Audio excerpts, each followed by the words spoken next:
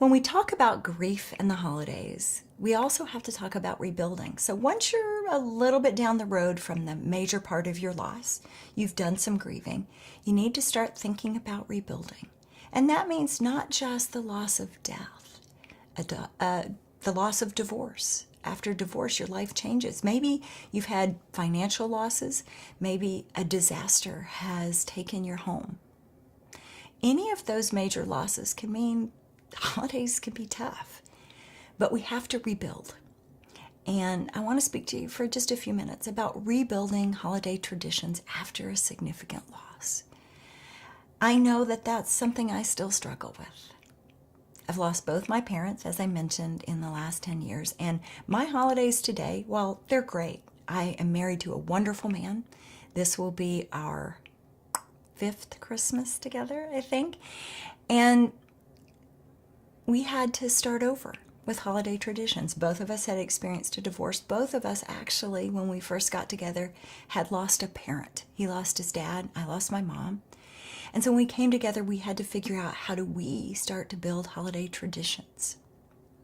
But it can be really hard if you're rebuilding and you didn't really want the change. Okay? You have to figure out what parts of the old holidays, my former traditions, am I going to take with me? And what am I going to say? We're going to leave that in the past. I'm going to start new traditions. So be thinking about this. What are things that you can bring with you after the loss? Maybe after, again, the loss of a loved one, the loss of your marriage, the loss of a home. What can you carry with you that's still joyful, that brings a lot of joy and remembrance of the good part of the holidays, or even a special person with you? What do you do in honor of that person? Or what do you bring that's still fun, happy, joyful? And then what do you say goodbye to? Because to be honest, grief means letting go. And sometimes trying to recreate a holiday from the past simply adds more grief and sadness because it'll never be quite what it was. So maybe you need to make a list of the things you have to say goodbye to.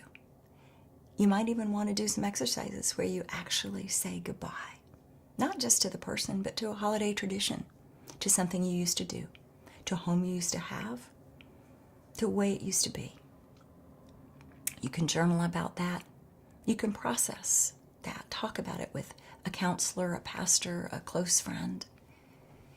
You can even have a ceremony where you have a funeral for something. Yeah, for a relationship or for a tradition or something you'll never do again. This year, I am going to be saying goodbye to my family home. Now, it's going to be tough for me. I mentioned that I lost both my parents. I have not yet sold my family home. Now, I need to. Believe me, I want to. I'm praying for that house to sell. But at the same time, I'm going to be so sad because that's the home where I spent the majority of my Christmases in my whole life. I have so many memories there.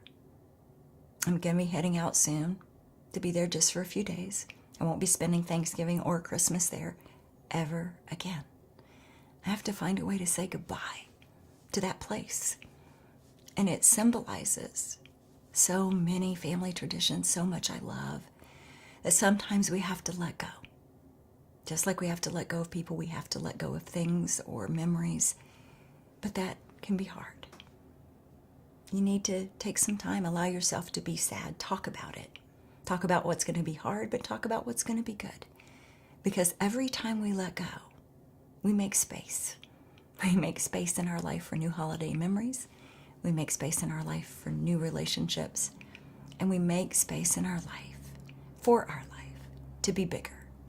And maybe even better somewhere down the road.